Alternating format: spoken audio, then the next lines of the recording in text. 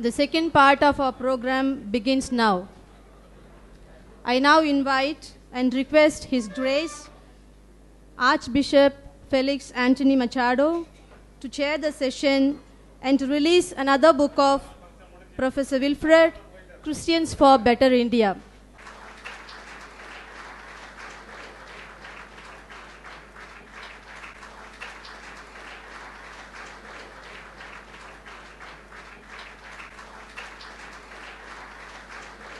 The second copy will be received by Reverend Dr. Devasagayam, former Bishop, CSI.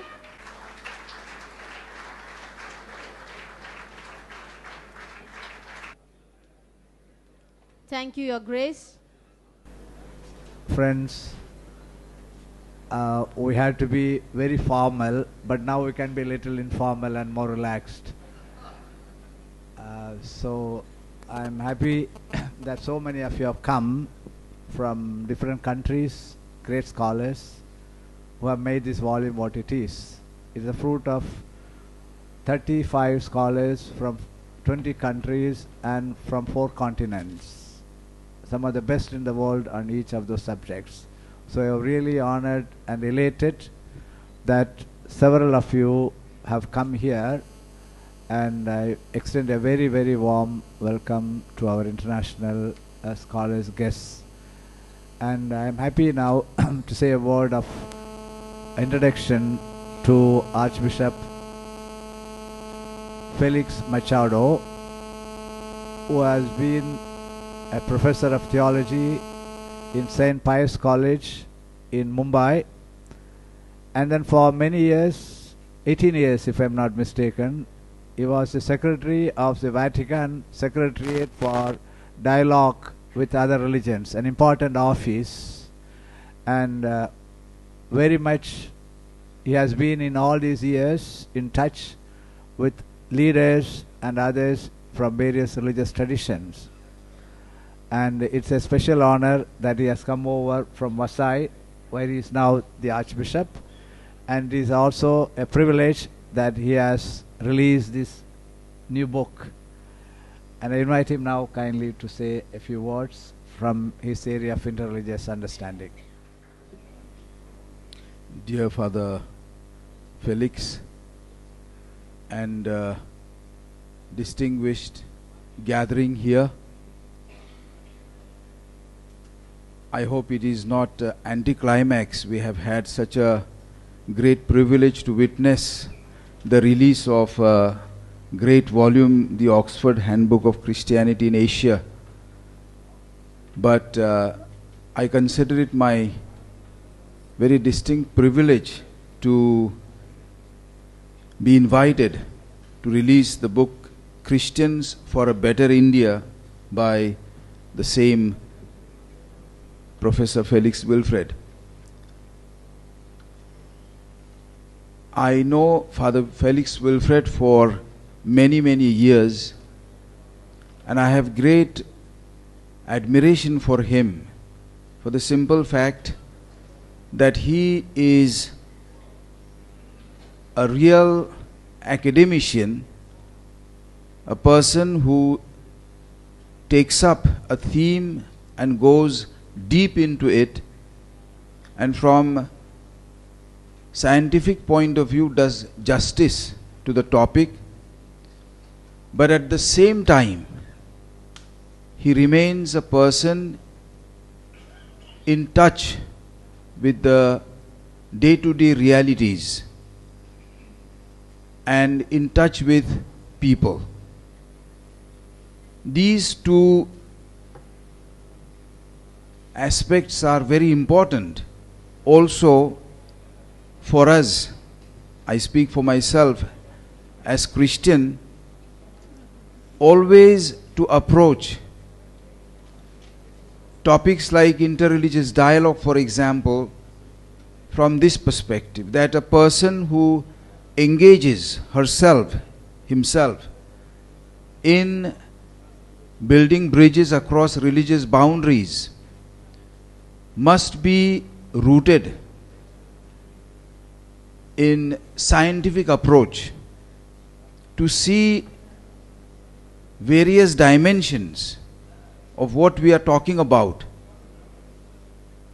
to do justice academically and yet remain in herself, in himself, a person of dialogue. While I was teaching theology in Mumbai, in the Archdiocese of Bombay, as I was priest of the same Archdiocese, and when I was called to the Vatican to contribute to the cause of dialogue among religions, my friends, particularly Hindu friends, and part of the family, as I have cousins, uncles, aunts who are Hindus, they asked me, what is the reason that suddenly you left Mumbai? You were doing good work here, because I was very much involved, particularly in the city of Bombay, promoting the cause of interreligious dialogue. I was born in an interreligious situation, brought up very healthily, I must say, in that situation, and my church also began to teach me, especially after Second Vatican Council, that this is a very important task. So when I went to the Vatican, my Hindu cousins, my aunts and uncles began to ask, is there anything wrong that they have removed you from Bombay and sent you far away across the 7 oceans, as we say in our Indian parlance? What exactly are you doing there? And I said, I continue the same work but on a little larger scale. So what are you doing? So I said, I am promoting interreligious dialogue. Now my mother tongue is Marathi. I'm a Maharashtrian. So they said, what is it? Interreligious dialogue. Do you sit there and kind of have discussions all the time on difficult topics? See, this is what we think interreligious dialogue is, that to get engaged in it, to kind of give a lecture and read a paper of say 10 pages with 100 footnotes.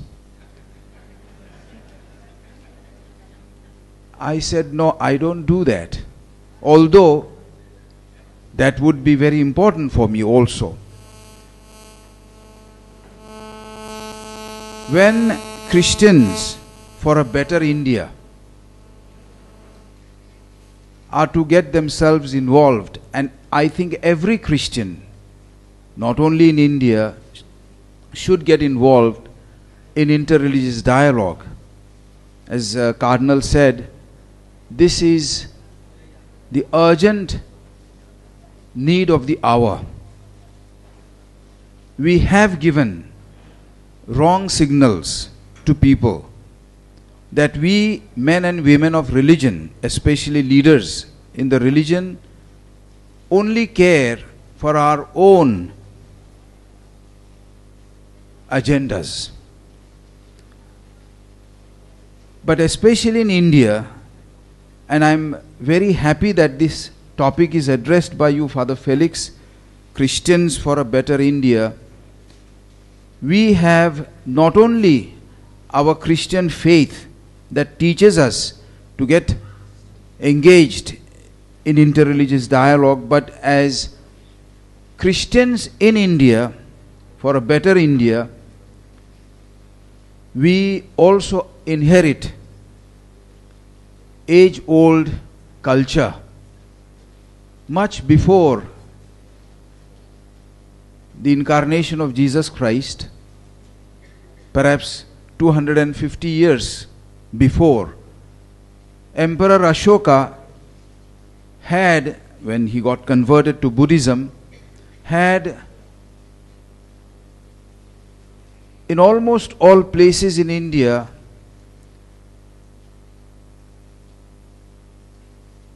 he erected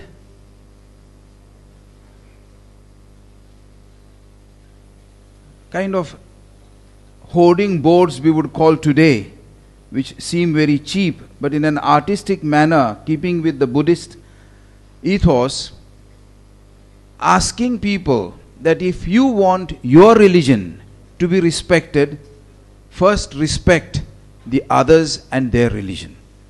This is the teaching, my culture, I believe, as a Christian, but also as a loyal citizen to my country. This is what I have been taught. We celebrate this year, for example, 50 years of the International Eucharistic Congress in Bombay, to which Pope Paul VI had come. And when he landed in Mumbai, I was a high school student at that time. Without my parents' knowledge, I had gone missing the school to the airport also to see the Pope. He got down from the plane, kissed the ground, and the very first words he uttered were from Brihad Aranyakya Upanishad. Asatoma sadgamai, tamasoma jyotirgamai, mrutyoma amrutam gamai. This spirit of respect for others is the need of the hour. I read a sentence, and I don't want to anticipate the formal beginning of our seminar, the panel discussions tomorrow, but the sentence somewhat like this, that I think you yourself may have quoted it because it is in inverted commas. When there is one more Christian in China, there is one less Chinese. But I heard it for the first time. I had never heard it, but that's how we are perceived. From my childhood, as my parents have taught me, and they were good Catholics, be 100% Indian. Love your country, love your culture, and love all the people and their religions. And be a good Christian at the same time. And I think that has not been an impossible task for me. As you see, they made me bishop. So I suppose I must have not done something wrong. Dear friends, there is nothing original in what I am saying. But I just want to say that let Christians, as they have done, all Christians in India, let us commit ourselves for a better India, and let us start by building bridges across religious boundaries. That might seem a small thing, but in today's India, it is perhaps the most important thing to do. Let us, we Christians, become reconcilers, people who bring other people together, as we have been doing. Let us continue that. It is not an easy task, but it is an important task. Father Felix, for your contribution, not only today's book, but each time you come up with an article or even a few words that you say, they inspire many of us. You are very critical, I know, of, but that's your academic approach. We need that. But you, at the same time, endear us to yourself by the person you are. Thank you very much. Jai Hind. Thank you, Your Grace. Now, Professor Wilfred will share with us some highlights of the handbook. Dear friends, this is not the time for a long speech or something very abstract. I would like to say something very general at this moment about the genesis of the book, probably starting with the background. We started the work in 2009 February, and we had the first meeting at the University of Birmingham. And I was fortunate to have some of the best scholars as members of the editorial board, some of the very good scholars. And we had 5 members of the editorial board, that is two of them are here, and I would like to really acknowledge their presence and thank them publicly. My good friend, more than 3 decades, Dr. Georg Evers. Please stand up, let them say, we'll give a big. There's practically no journal on Christians which he has not covered. So such a scholarship he has been operating, and it was a great support for me that he was in the editorial board. And Professor Norbert Hintersteiner, please stand up, is another member of the editorial board. We want to express our deep appreciation to him. He was earlier professor at Trinity College, Dublin, a well-known education institution in the world, and now professor at the University of Münster. And there are 3 more editorial members who could not be here. Professor Frank Clooney of Harvard University, Professor Angela Weiching, who promised to come, unfortunately because of her duties in the universities could not, from the Chinese University of Hong Kong, and Professor Edmund Tong, who hosted our first meeting in the Birmingham University. I wish to express my very, very hearty thanks to all of them and their real support. And we had at least half a dozen, I think about 7, 8 editorial board meetings, and very rigorous ones.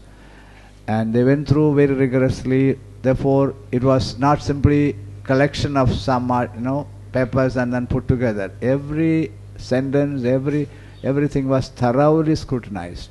At the end, I had to spend 4 months for checking facts, because somebody can say India got independent in 1948.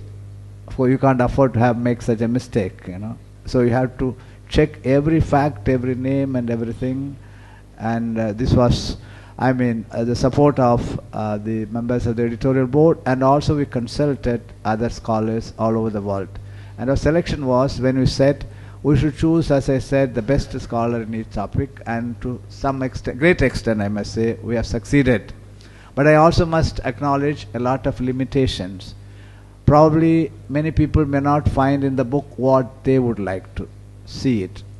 In that sense, I would like to define what this book is not. This book is not an encyclopedia where you have A to Z, alphabetical order, everything. Of course, it is a mass of information which you can find today very easily. So, bringing informations into a volume which is easily available does not serve much. The idea is to give, it's not in that sense an encyclopedia, nor is it a textbook. Textbook, you take a theme, you build on progressively so that the students may follow. It's not a textbook. It's simply a handbook meant for scholars, because today the knowledge expands. So therefore, suppose I want to know something about Christianity. I am a scholar in anthropology. I would like to know what is this Asian Christianity, what are the debates happening, and what are the researches being made. Here it is. So it's a point of reference for research, scholars, for any other discipline. That was the way we intended. And there are many aspects which could be highlighted, but I think we did not aim at making long history. So the first part is named not a history, it's a mapping, just an overview. So we followed the United Nations division of Asia. We must have some point of reference. So we said West Asia, we have Central Asia, and we have South Asia, Southeast Asia, East Asia. These 5 regions. And we had a terrific difficulty to find someone to write on Central Asia, the Uzbekistan, all those stands, So these regions were covered overall, not so much history, what's really in this region, what are specificity, etc., etc. Then speaking of the highlights, this book brings out the plurality of Christianities in Asia. In the early church there was a plurality which developed, in the Syrian tradition, then Eastern tradition, and you have Ethiopian, all kinds of. It's not that kind of plurality. Then the Reformation brought another plurality of religion, denominational. But of course we live in a post-denominational age, where what matters is what happens to humanity. Therefore all Christians united to serve and the common good of the whole humanity and of the people in that sense. So it's not that kind of plurality, but indigenous Christianity is how Christianity has become. So you cannot reproduce Asian Christianity somewhere else. I can have an Orthodox church, Syro Malabar church in Chicago, no problem. But you cannot have Asian Christianity somewhere.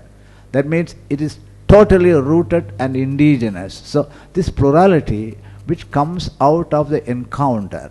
No culture grows. A culture which does not interact dies. If civilization dies, it does not absorb and give and take this process of osmosis. So what has happened to Christianity in relation to the particular soil, and therefore it acquires that kind of specificity. So this whole plurality was brought out, in many respects. Then also the ambiguities of Christianity. Of course, there are many things which happen, but also there are questionable things. So these ambiguities, I think, one of the characteristics of Asian Christianity is, the same thing you can say and you can negate. Both are correct about Asian Christianity. No time to go into details. And we have tried to bring in this book the agency of the Asian Christians. The Asian Christians are not object of Western missionizing. So today we are in a world where we had the Edinburgh Conference 1910, and then it was 100th year was celebrated 2010.